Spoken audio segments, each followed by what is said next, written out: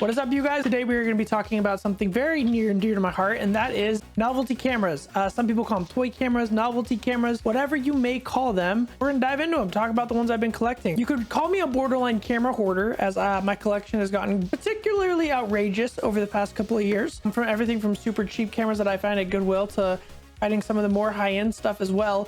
I have slowly become obsessed with toy and novelty cameras. I want to go through a couple of these cameras and show you guys why I like them, what they remind me of, and kind of the nostalgic factor that comes into owning these cameras and why I keep continuing to collect them, because they're really cool, and I think you might get a little bit of a nostalgia kick as well when we talk about them. So behind me, I have them all lined up. We're just gonna go through them one by one. Let's start out with the ultimate Budweiser fun camera. On the front here, it says easy to use, point and shoot, reusable 35mm camera.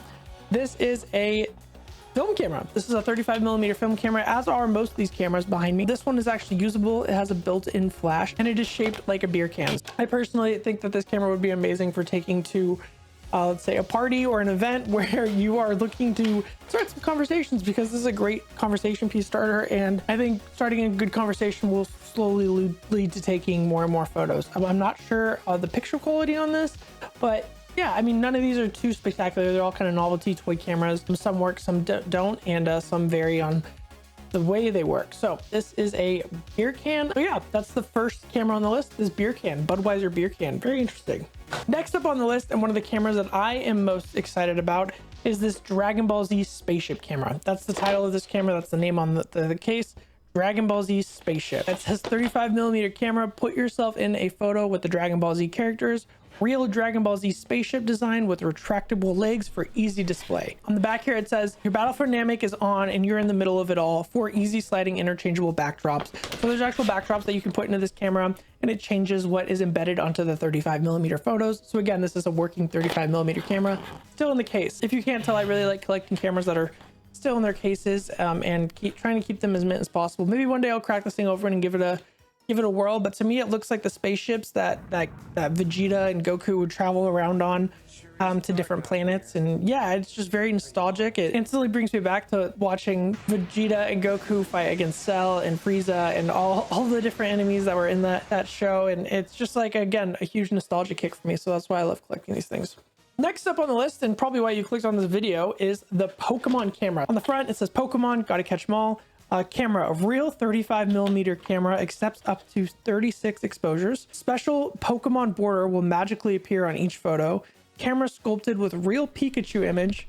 Built-in flash, includes a carrying strap. So as you guys can tell, it literally is just a Pikachu's body, a Pokeball, and a Diglett combined to make a 35mm point-and-shoot camera. So I've actually used the other one quite a bit, and it does work. Like the photos come out and they turn out decent. So this is a really fun camera to own. I like having this one in my collection. I'm a huge Pokemon fan. Still play Pokemon to this day. Huge Pokemon nerd. Have Mewtwo right behind the camera right here. So yeah, this is a really cool one for me, and it just brings me back to being a kid. I remember seeing these in like Toys R Us and stuff when I was walking around the store. So being a photographer now and being able to collect like all these old cameras that I wasn't able to get as a kid is pretty amazing. So yeah, Pokemon camera. Next up, I actually have 2 of these, and I need to open one. One was a gift to me, and the other one I bought off eBay after it was gifted to me, because I wanted to have one in a case and one to open. This is the Star Wars Episode 1 picture plus image camera. And what this is I don't know if you guys are Star Wars nerds like me, but this is what Darth Maul uses. It's basically his telescope. This is Darth Maul's telescope. It says on the front here, choose one of 6 built-in images from the movie to superimpose on your photo. Real working 35mm camera that can fit up to 36 images. Styled like a battle droid, electro binoculars. So yeah, use with or without built-in images, built-in manually controlled flash.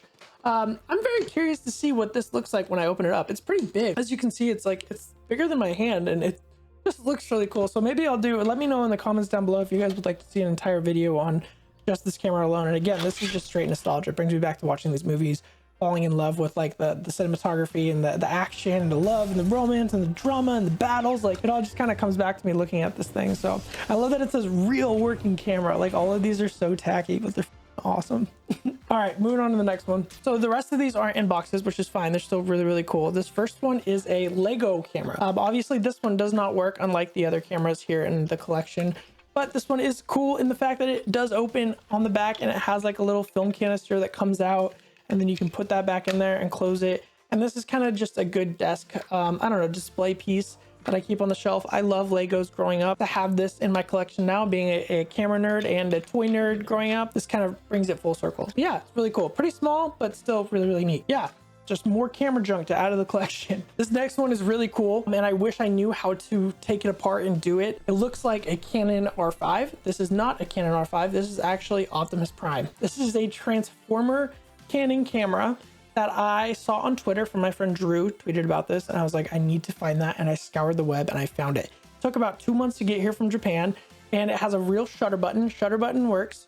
The camera lens is detachable, so the lens actually comes off of the body, and you can put that back on there, and that's actually implemented into the design of Optimus Prime. Like, his legs open up. I'll put a video up on screen so you guys can see what it looks like. But yeah, really cool camera. Maybe one day I'll figure out how to actually turn him into Optimus Prime, but for now it's just gonna stay as a plastic toy camera.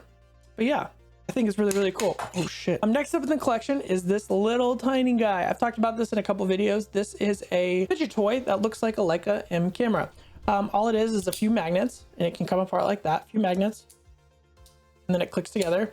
And it's literally just for fidgeting, and I use this every single day. I am a huge fidgeter, and I enjoy having things in my hands. I'm really trying to not bite my nails, so this is a great alternative to that. So the lens can turn, you can push a button, you can fidget with it. It's great. I love it. And next up on the list of toy cameras, this is less of like a toy camera and more of like a novelty camera, I guess.